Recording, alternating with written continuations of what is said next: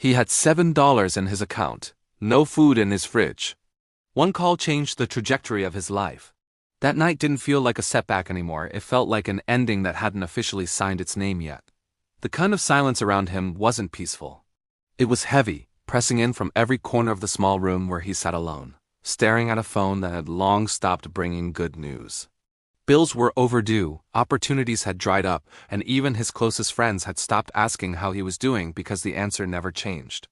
He wasn't just tired, he was mentally worn down to the point where even hope felt like a task he could no longer afford. He lay back and stared at the ceiling, wondering how life could shrink down to something so small. A few dollars, an empty fridge, and a mind constantly replaying every decision that led him here. He wasn't afraid of failure anymore. He had already lived it. What scared him now was the thought that maybe this was it, that maybe there wasn't another chapter waiting for him. Quitting didn't feel like giving up in that moment. It felt like relief, like finally putting down something too heavy to carry any longer.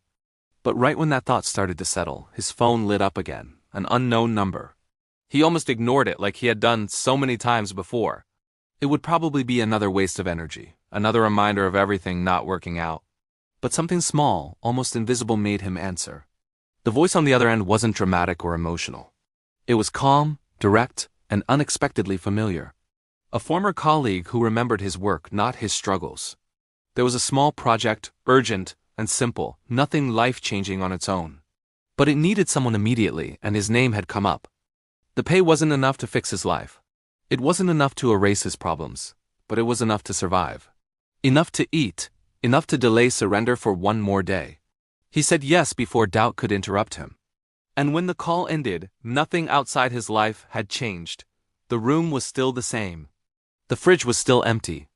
The account still showed $7, but something inside him had shifted quietly, almost invisibly, like a direction changing before movement even begins. That night he didn't sleep. He worked. Not because everything was suddenly fine, but because for the first time in a long time, there was something to hold on to. And in that decision, small as it was, the course of his life began to bend away from the edge he was standing on.